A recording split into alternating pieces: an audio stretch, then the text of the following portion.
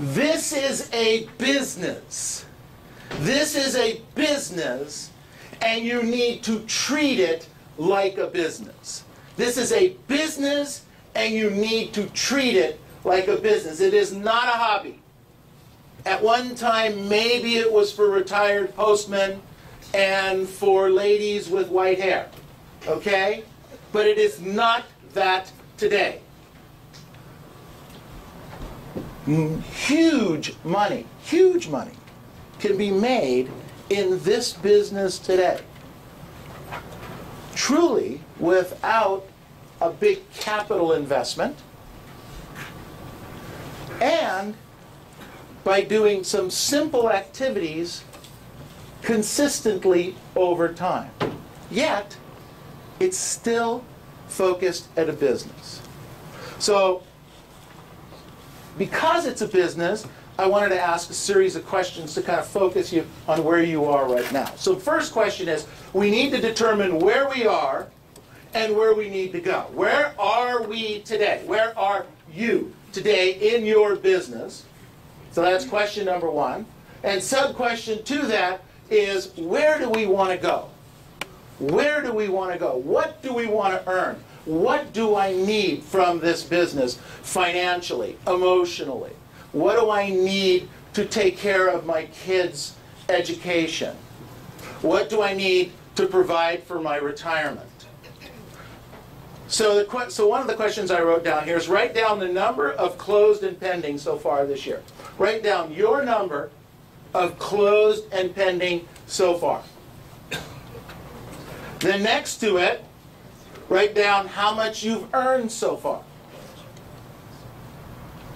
Don't look on somebody else's paper. Don't copy in here.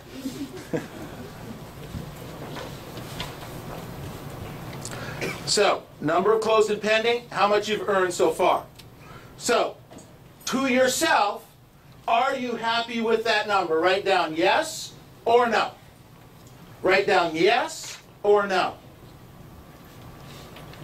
So, if you're happy with the number, you guys can leave right now. If you're comfortable with that number, go ahead and go. I'm thrilled for you. If you're not comfortable with the number, then we need to do a little bit more work here. What we need to determine is the gap between where you are and where you want to go. We need to determine what that gap is, either in money or transactions. Where are you today and where you want to go? We need to determine what that gap is. So, question, do you have any listings in inventory?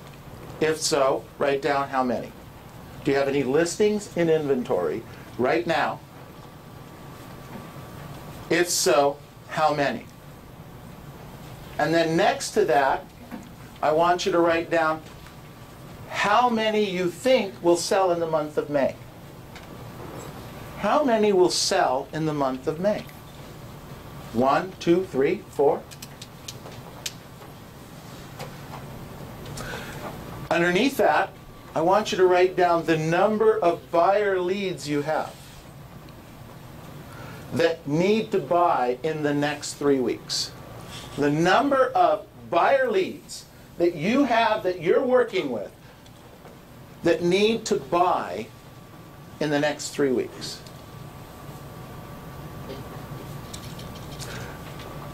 Underneath that, are they emotionally qualified and are they financially qualified? Are they emotionally qualified and are they financially qualified?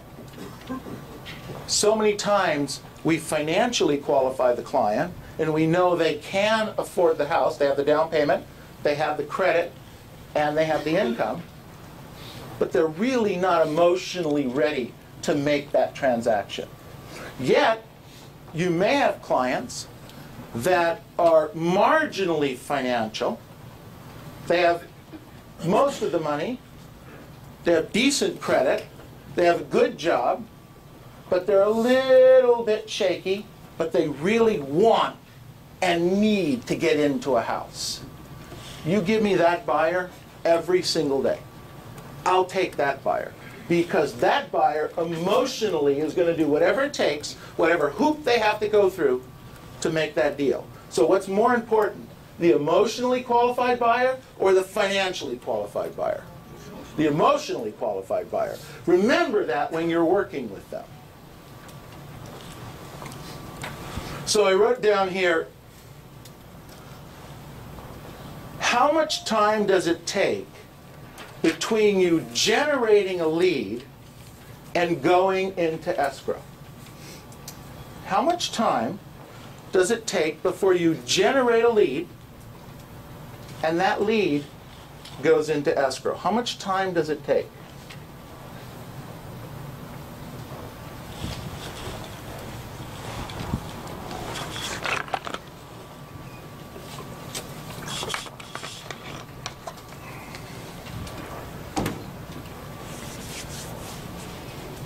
You see, if you can get this picture in your head,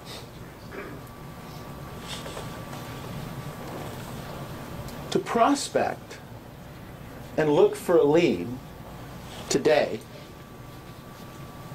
get somebody that really seems to want to buy or sell a piece of property, do you get paid, or let me rephrase that, when do you get paid on that, finding that lead? When do you get paid? 30 days, 60 days, 90 days, 120 days? So think about what I'm saying here. If you pick up a lead today, a good lead, somebody that wants to really buy a house or really sell a house, they're pricing it well. If you get that lead today, how long is it going to take before that lead turns into dollars for you on average? That's your question. This is a business approach to this.